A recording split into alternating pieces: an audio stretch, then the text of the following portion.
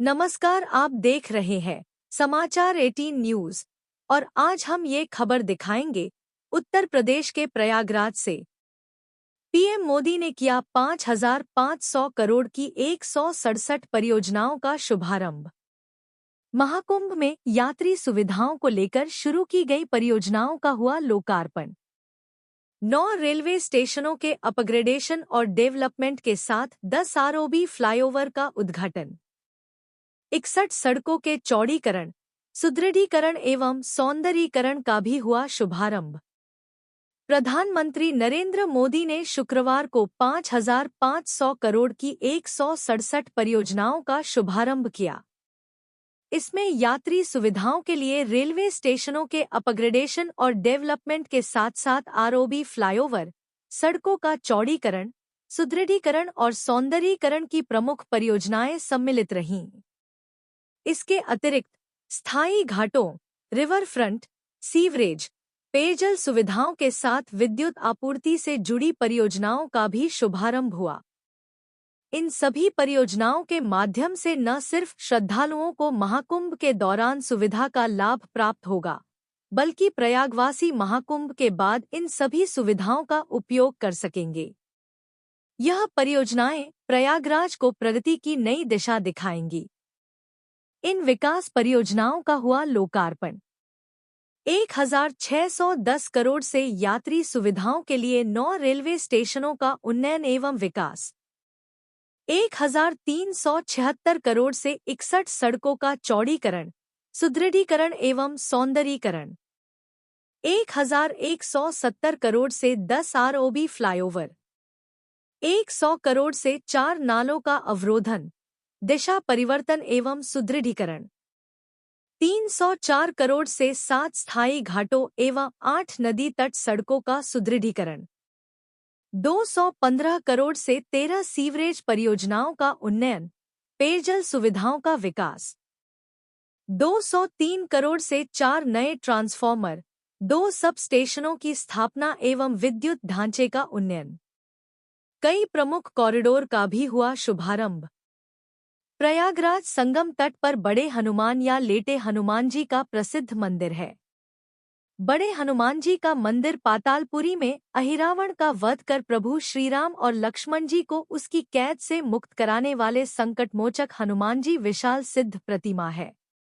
उत्तर प्रदेश के प्रयागराज से state bureau chief Pankaj Gupta की खास रिपोर्ट। ब्रजेश पाठक जी, उत्तर प्रदेश के मंत्री, सांसद और विधायक साथी, प्रयागराज के मेयर और जिला पंचायत अध्यक्ष, अन्य महानुभाव और मेरे प्यारे भाई और बहनों,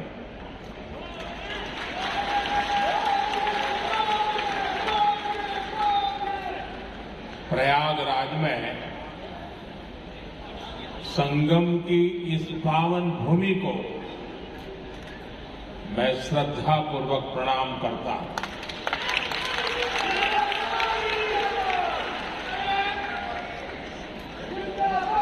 महाकुंभ में पधार रहे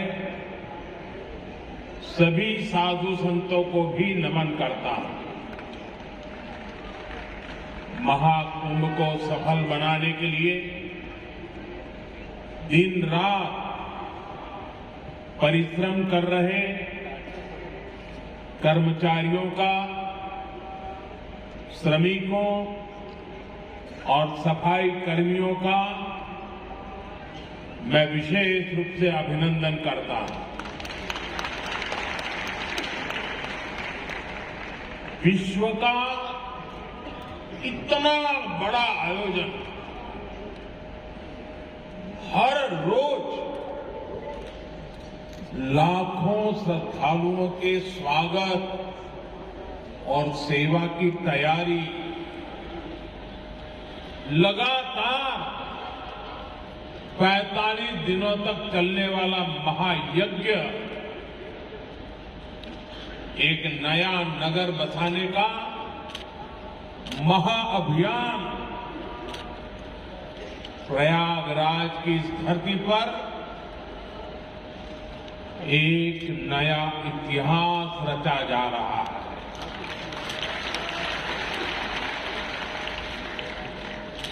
अगले साल महाकुंभ का आयोजन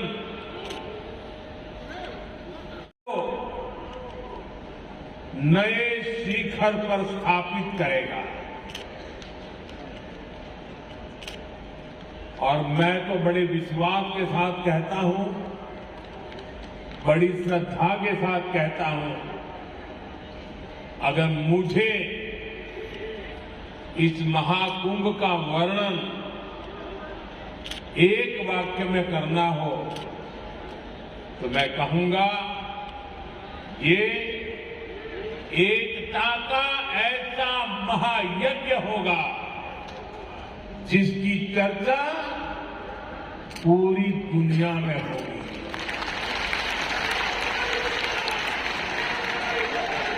मैं इस आयोजन की भव्य और दिव्य सफलता की आप सभी को शुभकामनाएं देता हूं। साथियों, हमारा भारत पवित्र स्थलों और तीर्थों का देश है। ये गंगा, यमुना, सरस्वती, कावेरी, नर्मदा जैसी अनगिनत पवित्र नदियों का देश है। इन नदियों के प्रवाह की जो पवित्रता है, इन अनेकानेक तीर्थों का जो महत्व है, जो महात्म्य है, उनका संगम, उनका समुच्चय, उनका योग, उनका संयोग, उनका प्रभाव, उनका प्रताप, ये त्रिवेणी माधवम सोमम भरद्वाजम च वासुकिम वंदे अक्षयवटम शेषम प्रयागम तीर्थनायकम। अर्थात त्रिवेणी का त्रिकाल प्रभाव, वेणी माधव की महिमा, सोमेश्वर के आशीर्वाद, ऋषि भारद्वाज की तपोभूमि, नागराज वासु जी का विशेष स्थान, अक्षय वट की अमरता और शेष की अशेष कृपा, ये है हमारा तीर्थराज प्रयाग।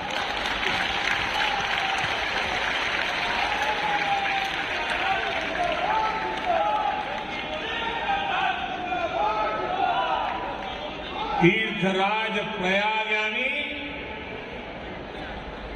चारी पदार्थ भरा भंडारू, पुण्य प्रदेश देश अति चारू। अर्थात जहां धर्म, अर्थ, काम, मोक्ष चारों पदार्थ सुलभ है, वो प्रयाग है। प्रयागराज केवल एक भौगोलिक भूखंड नहीं है, ये आध्यात्मिक अनुभव क्षेत्र है। ये प्रयाग और प्रयाग के लोगों का ही आशीर्वाद है कि मुझे इस धरती पर बार बार आने का सौभाग्य मिलता है।